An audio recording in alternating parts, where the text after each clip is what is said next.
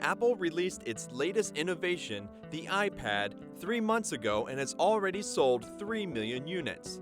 The buzz leading up to its release predicted a revolution in mobile devices. I was intrigued by the iPad's concept and its potential, but would a product like this be of any real use to service members who find themselves downrange or out at sea for months at a time?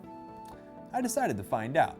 The folks at Apple say they designed the iPad to provide functions somewhere between laptop computers and mobile devices like a smartphone or MP3 player.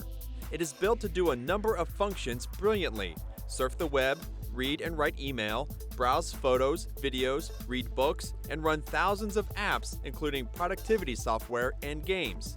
And it's supposed to do all these things in a new and different way. For the most part, Apple succeeded brilliantly in its goals. The iPad is built around a 9-inch high-resolution touchscreen, which is, quite simply, a lot of fun to use. Navigating through the applications is a breeze. A tap or a swipe of the finger will select links or flip pages. It took me a few minutes to get the basics down, but very quickly I was moving through all the iPad's capabilities like a pro. All iPad models can connect to the internet through a Wi-Fi connection, while 3G models connect through the cell phone network. The speed of the 3G reminded me of internet speeds from about 10 years ago.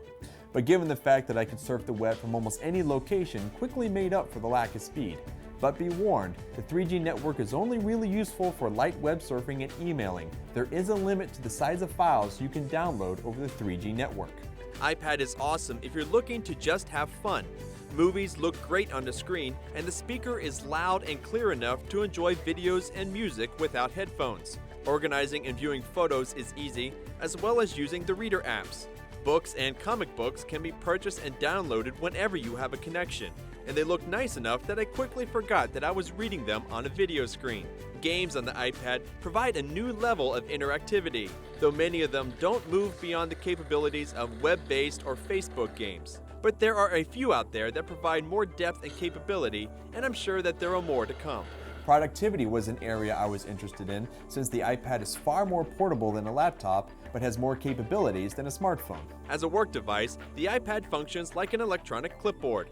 If you need to type anything, a keyboard appears on the screen that allows you to type relatively fast. While the keys are bigger than a smartphone, it isn't a regular keyboard.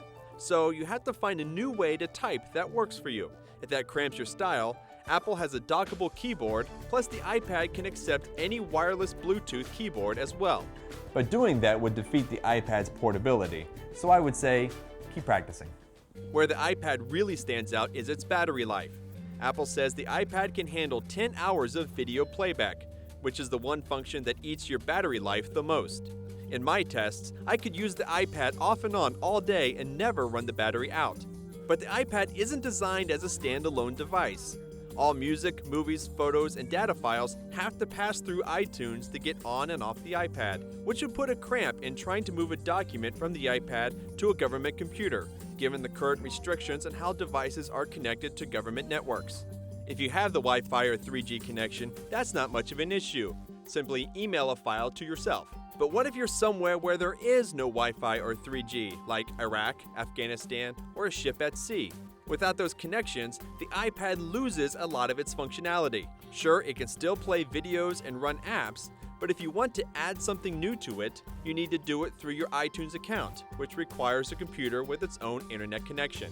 Bottom line, the iPad is a fun device that does what it's designed to do very well, but it's not going to lighten your load if you plan on going downrange. It isn't going to replace your laptop. You still need your laptop in order to make the iPad work.